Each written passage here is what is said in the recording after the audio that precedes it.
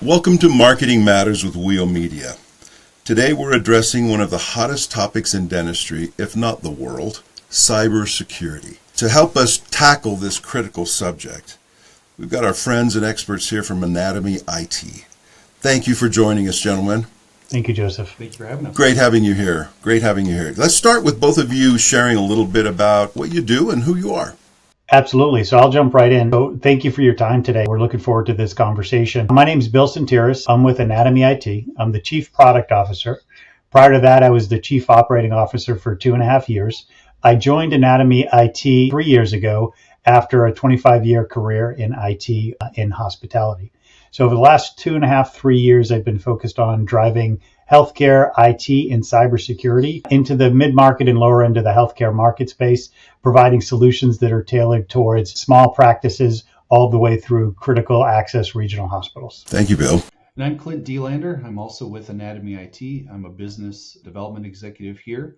I've been in the dental IT space for over 20 years in various forms. I recently joined Anatomy IT through an acquisition.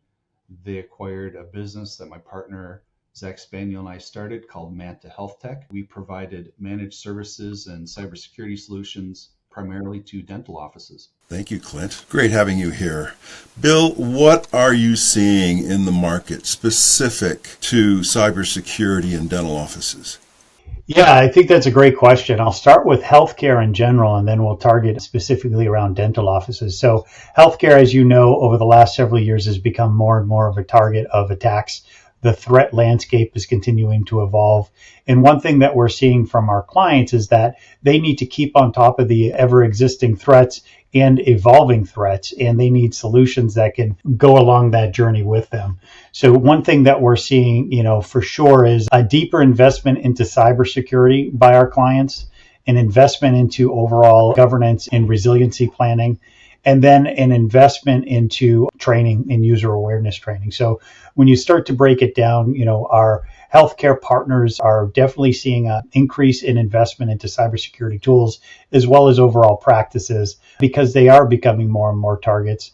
And for them, their focus is twofold. One is to protect critical patient data, and two, ensure the availability of systems so they can continue to provide care. Now, specifically to the dental market is becoming more and more of a target even in the last several months. So in early May, you may have seen the ADA announced a bulletin along with the FBI where they were seeing an increase in threat activities targeting basically dental practices. And so there was a few things happening there. One was typical social engineering scams where they were trying to get into the systems, get access to critical patient data. And then certainly that was disrupting business activity. So there are some precautions that are coming out from the ADA that I think are very, very spot on. They're based upon the CISA recommendations. And certainly talk about those and what that means for dental practices. Clint, do you have any specific examples of what you see, what's happening in dental offices, dental practices? Yeah, Joseph, there's a few that come to mind. One thing is most recent, the breach with Change Healthcare. So as a third-party, insurance processor that a lot of dental offices used and small medical offices used, and they were breached. And as a result, for about 3 weeks, practices were not able to submit claims to insurance companies. It affected millions of patients. Now I'm just actually looking at some of the recommendations that the Office for Civil Rights is stating in a bulletin here regarding offices needing to notify their patient base about the breach as well. So the notifications are underway, which obviously requires a lot of resources from dental clinic, especially an office that is already stretched for resources, but also there's the impact of cash flow. Imagine 3 weeks of not being able to receive payments from an insurance company puts strains on the office operations. I even had some customers who had to seek outside capital and tie up their credit just to bridge the 3 weeks and the time that followed until they would receive payment from the insurance companies. So that's a large, scaled breach that occurred just recently. But I also have a couple situations that I was involved with. One of them was I had met with a young dentist at a trade show, and he had just purchased an established practice from a gentleman that retired. The retiring dentist did not have an IT company. He did his own backups and managed it all on his own. The gentleman that purchased the practice was trying to learn more about the services that we provide and all that comes along with it. And he chose at the time not to move forward, as he was still getting his arms around cash flow and prioritizing his spend and where to invest. And then about 3 months later, I remember it vividly, it was a Tuesday before Thanksgiving. He called me and he's like, "Clint, I need your help." And I said, "What happened?" He goes, "Well, I went into my computer today at work, and there I was informed that I was infected with ransomware." And he described what it looked like, and he had a choice to make, which was to either pay the ransom in the form of Bitcoin or lose the ability to access his data. So I advised him to look at a backup, his most recent backup, which he then told me that a backup had not occurred, a successful backup had not occurred for over 2 years. So he was really in a spot, which is obviously very unfortunate for him. So what he chose to do was to pay the ransom. So I helped him facilitate that transaction through a colleague of mine that had Bitcoin. Fortunately for him, his only way out was paying the ransom, and he was able to get the code that unencrypted his data. And fortunately, the patient information was not breached as a result, but a disaster in the making nonetheless. I know the question on everyone's mind is, what can I do today, like right now, to protect myself from something like this happening? How do you answer that? I can jump in there. So I think there's a few things that you can do immediately, right? And I think this is where I think the ADA did a very good job highlighting some of the precautions you can take. And I think there are a few more. So the ADA very specifically came out and said, teach your team to recognize and avoid phishing scams. And what that means is user awareness training on what security scams are out there, how to avoid them, and how to protect your patient data. First and foremost, training is so critical to our employees to make sure that they really understand how to protect patient data. That's the first step. The second step is to really require complex passwords. Case that Clint talked about, there were a couple breakdowns. One, they were compromised, and then two, they didn't have the data accessible, but they could have avoided compromise by a couple of things. One, making sure they have complex passwords, and then two, making sure that they leverage multi-factor authentication. So when they log in, you want a second factor of authentication. There are a number of tools out there, and a lot of online tools are now moving to second factor authentication to send you a text code. That's a very common thing to implement and should be implemented across all key systems. And then finally, updating all business software. So what we see a lot in healthcare is that there are a number of legacy systems still in service, number of legacy workstations, servers, even applications. So having a holistic plan to update and modernize your systems to supportable levels is critical. When Microsoft stops supporting an operating system, that's a big risk for an organization to take on, because once they stop supporting it with security updates, those become target vectors for attacks. So certainly updating your business software, the underlying operating systems. And then I would say the final one, which they don't touch upon, but I think is really important, is the ability to back up and confirm the quality of your backed up data. So in the case that Clint talked about, this organization, they weren't backing up their data effectively, nor could they recover it and avoid the fee and paying the fee to get their data unencrypted. Had they had a backup that was separate from their internal systems in what we call air gap, they would have been able to quickly recover and avoid the disruption in service. So those 5 things I think are super critical to do right away. I'm glad you mentioned the backup, especially since Clint mentioned that. I've heard, again, I'm not the expert, but I've heard that one of the first things a smart hacker does is poison the backup before anything else. And so if you have that backup that's current, and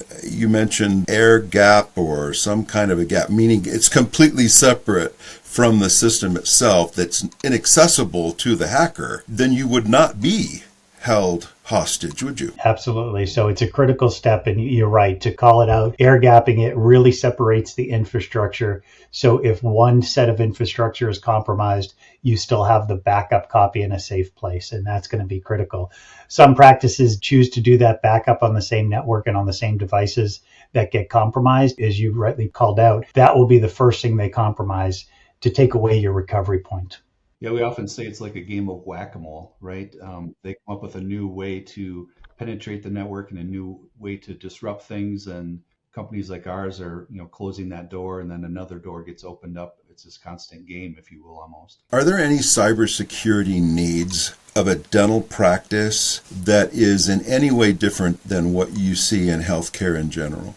No, and Clint, I can start, and I'd love your opinion on this as well, but I would say not really, right? So, what we see in most dental practices is a common set of tools, typically somewhat modernized, as long as you're doing endpoint detection and response on it, which is kind of the next level of antivirus protection, so threat detection and management. If you're doing that across all systems, you're covering yourself pretty well, along with the practices that we already talked about. But that's common across all medical practices. So nothing different necessarily about dental that we see, and we have a common set of tools that we can bring into dental environments that protects that data. What about with regard to DSOs? Is there any particular additional challenge for a DSO than a single location dental office? Anything come to mind? Well, there's a few things that come to mind. And Clint, I don't mean to jump in again, but certainly when you're working across multiple practices, you always have to think about the network connecting those practices. So if there is some shared systems or environments that need to be connected, you need to think about the integration points. Whereas a typical single practice will not have those integration points, you will have that typically in a DSO scenario. So you have to make sure those are protected, locked down, and then obviously gapped enough to where there can't be exposure across it. Clint, I don't know if you have anything else to add on that one. Going back to some of the challenges that a dental office has, is you just stereotype a hospital that has a larger budget, more resources at their disposal. An individual dental practice doesn't have that same means to protect themselves. And what we try to do is, at least on an annual basis, is have a business meeting with owners so they understand where those gaps might be, and then almost put a treatment plan in place with them like they do with their patients. And oftentimes it's phased based upon budget or where we think the biggest gap is. We want to close that one right away. And then be making decisions about things that are also coming in the near future. They'll touch on end-of-life software. So that means that the manufacturer is no longer going to provide updates or patches for that software. And we have a big one on the horizon here where Windows 10 will no longer be supported or end of life here in October of 2025. So that's something that all offices, healthcare, dental, whoever it might be, should be aware of and how that impacts them, because it's just around the corner. And updates represent a specific vulnerability, don't they? Oftentimes, dental offices count on their managed services provider to perform those updates for them on a regular basis. So patching the computers themselves and the servers is a service that we offer. You hinted at this, Clint, and that is the larger the organization, it's possible that their budget is slightly better for cybersecurity and IT than an individual dental practice. How can they make this affordable? How can the single location practice make cybersecurity part of their budget? It really does require an investment as well as a prioritization of this, right? Of course, money doesn't grow on trees. If it did, this would be a lot different conversation. But it's understanding the risk tolerance that they have associated with things, and then we, through those conversations, and budget's a big part of those, help them prioritize what to do immediately and what might be able to be put off from a prioritization standpoint. It is a definite challenge. And I would add, I think you're spot on. Prioritizing the most urgent and pervasive issues and then protecting against those as quickly as you can is critical. Doing the things that we mentioned, like air gap backups, multi-factor authentication, some level of endpoint detection and response. The other things can come. You can layer these in over time. But what we're seeing really is there used to be a separation of investment. And really that's coming together to ensure good quality patient care, protecting patient medical records, and then protecting the availability of care if systems go down. It's one bucket of spend. So we try to help clients with that. I can see that. It's becoming one great big bucket. As expensive as it may be, it's all merging together. I like what you said about, as one of those 5, there is a staff training, a team training element there. I think you mentioned early on, which is the phishing training, what not to open. Could you expand on that a little more? I'm not sure if some new members of the team may not know what a bad email looks like when they're maybe relatively new to dentistry. What could that policy look like when it comes to email? Yeah, so there's a few things that you kind of wrap into that. One is effectively training your end users on what is good behavior, what is bad behavior, and what to look for in your email, right? So an email might look like it comes from the CEO, but there are signs that it's not from the CEO, right? And then what do you do to validate that? And don't click on links that you don't know. Some of the basic things that seem obvious, but when you're busy in your day to day, you just click on things because you're moving fast. User awareness training has you step back with small segments of training, usually 20 minutes once a month, where they go through training and refresher. They get taken through the scenarios, some examples, really reminds them what to do, what not to do. And then throughout the year, you can do phishing simulations where you basically send them phishing attacks that are fake phishing attacks, but see if they click on it. And then you start to judge, your team to say, how often are we clicking on these attacks? Do we need to do more training? And then holistically wrap that together. When we look at a DSO or a larger organization, controlling that message and making sure that each staff member is trained gets a lot more difficult, right? Just because of the sheer mass. I had one example of I was doing a cybersecurity awareness talk to this specialist organization that had 67 employees. And you can't even make this up. All but one employee was able to make the session.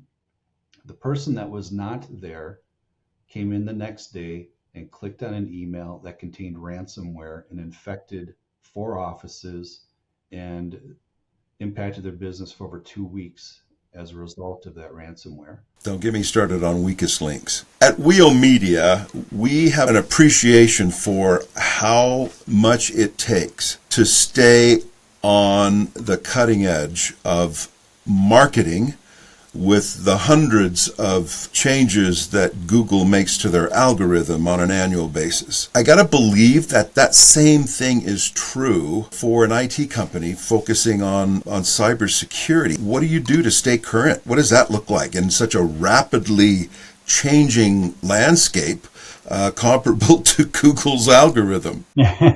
Yeah, I'm not sure much is as complicated as the Google algorithm for sure. But from our perspective, staying on top of what's going on in the threat landscape is critical. So we parse it in a few different ways. So the first is we have a security team that is constantly staying abreast of kind of evolving threats that are coming to the market, whether it's zero-day threats or threats that are forthcoming, and ensuring that our clients are patched according to those threats. So sometimes you'll get a Microsoft notification of a zero-day threat. You have to patch everybody very quickly. So we're very early on getting those notifications.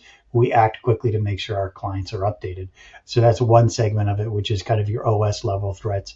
Then there are the behavioral threats, like we talked about. Knowledge is critical on those. So evolving our training for the end users to make sure that they understand what kind of threats are evolving and what they might see and what they should be aware of. So part of it goes from our notification all the way into the training. And then finally, it's designing the systems to make sure that they're resilient and they can handle the attack. Because in a lot of cases, it's not a matter of if, it's a matter of when. So what can you do when you design the environment to make sure that if it is attacked, that you can mitigate that attack and that you can recover from it if it does invade you. So, and some of the things we talked about, start with design, start with making sure that your backups are running all along, and then being able to recover those backups from a clear source. But on our team alone, we have 7 certified CISSPs. So those are the top level security level certifications in the industry. And those team members are constantly attending training, staying abreast of the most relevant information, specifically, with our technology stack and beyond. And then they make recommendations to the operational organization to put that into practice. Clint, did you have something to add there? Yeah, one thing we haven't really talked about is a disaster recovery plan. I think a customer should have expectations based upon what their current network stack is and the services they have. If something like this, terrible event were to happen, what does the recovery look like in those steps and how long would that take? So that's a very important thing that, everyone should have, regardless of what solutions they have in place or don't have in place. I think this is a great call out, Clint, because you talked about what the larger organizations have to spend money to prepare their organization in the event of a disaster. And in the hospital segment, they call it a code dark. If they have to shut down all their systems, can they continue to provide critical patient care? But the reality is that even in the clinical setting and in the dental setting, you need to continue to run your business and see patients. So there is a small set of things that you can do to make sure that you can continue to operate as a clinic, even in the event of system challenges, right? So part of it's design, part of it's what steps do you take if you are compromised, and then part of it is how do you recover. But sometimes just documenting it, you find gaps in those steps, and making sure that you document it so when it does happen, if it ever does, it's just a simple playbook to follow. And it doesn't have to be overly complicated like a hospital using a code dark, but it simply needs to be documented. I can imagine the offices that need to have a good heart-to-heart conversation after listening to this podcast. For those not fortunate enough to have an expert on their team like you are, what would a dental office do to stay on the cutting edge of the latest? How would they keep themselves informed of what's happening? So maybe, Clint, I can start, and I'd love you to jump in as well. But I would say a lot of times, dental practices are really good at providing patient dental care, right? They're not going to be great at managing IT and emerging cybersecurity threats. So finding a partner that can support their practice is typically critical. They don't need to do everything with that partner, but they need a base level of support that they can ensure that they're getting updates regularly, that they're getting backups regularly, and they're getting that guidance and that river guide guidance that takes them along that journey, because things are always changing. And just like in the medical space, the things are always changing. It is in healthcare too, in healthcare IT as well. They need to stay on with that. And so typically a partner is your best bet. And a partner that specializes in healthcare IT, a generalist just doesn't have the exposure or the depth of experience to understand HIPAA regulations and recommendations and guidance and be compliant with all those things. So definitely look for a partner that focuses on healthcare and maybe even specifically dental. What can you share with us then as to how, given the rising costs and the budget constraints that an individual practice might have, let alone a DSO, how can you make an investment like this affordable? So first thing I want to say is make sure you have cyber liability insurance. Okay, if at a very minimum, have cyber liability insurance to cover you in the event of an attack where there's expenses that are going to be incurred. The challenge that offices are receiving now with cyber liability insurance coverage is since the pandemic, the number of threats have drastically gone up. So as well as the claims against insurance companies for cyber crimes and events. So the standards or the qualifications just to get a policy now are much higher than they used to be pre-pandemic levels. So insurance companies are now mandating that they have things in place like Bill had mentioned earlier, endpoint detection and response, or EDR, multi-factor authentication, encrypted backups, and the list kind of goes on and on. So at a bare minimum, make sure you're covered with a good cyber liability insurance policy and understand how that works should you need to use it. But then also, more directly, how do you consume, or how is it digestible, right, to add these additional services on?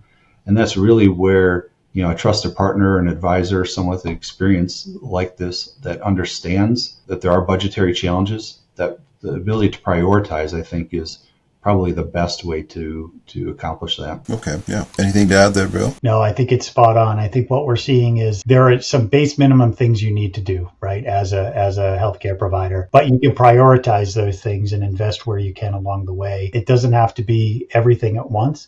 But as we mentioned earlier, the most urgent things should be addressed pretty quickly. And having a cyber liability insurance provider to work with in the event of an issue is really critical as well. We've seen a number of offices forgo that insurance coverage. And then when those bills start to come in, when they're trying to recover from an incident, it becomes pretty big. I would love to know what upcoming initiatives Anatomy IT has on the horizon that may be something you could share. There's a few things we're pretty excited about as we go into the second half of the year. One of them is ensuring that all of our clients have the right level of coverage. So we're giving that kind of that river guide guidance to our clients on what is minimally needed to protect their environment, and then offering them ways to help them get there, right? So that we know that they can't do it overnight. So we have a program underway where we're bringing our clients on that journey. But even for non-clients, we've developed what we call the Health IT Framework. And that framework is a series of 44 questions that allows an office or an organization or a DSO to assess their IT health and maturity, not just from a technology perspective, but from a process, business continuity, disaster recovery, HIPAA compliance perspective. And it gives them really an objective score of how they're doing and how they're doing against other providers. So we're very excited about that in the market right now. And we think it's a way for clients to really see where are they on the IT maturity journey, what do they need to do next, and then they can develop that prioritized roadmap that Clint talked about to say, here's how we should invest over the next 12 to 18 months. That sounds like a very realistic plan. I would love to have a plan like that. And they can get that from you by just contacting you at Anatomy IT. Absolutely. Yeah. We're happy to work with them. That's a business development question there, Clint. How would you prefer listeners get a hold of you? Yeah, so there's multiple ways. Email's a good one. Clint, CLINT Delander, DELANDER at anatomyit.com is one of the most effective ways, or you can contact me directly, 715-307-1796. Wonderful. Thank you. And your website is anatomyit.com? That's correct. Wonderful. Well, you said it. It's not a matter of if anymore. It's simply a matter of when. To pretend that it may never happen is not very prudent in this scary cyber nutso world that we live in. We're so glad we had you on this episode so that we could be more informed. And on behalf of our clients, thank you very much for helping us be more prepared. Great. Well, thank you, Joseph, for having us, and we're very excited to talk to you and your listeners. We are most fortunate. Thank you again.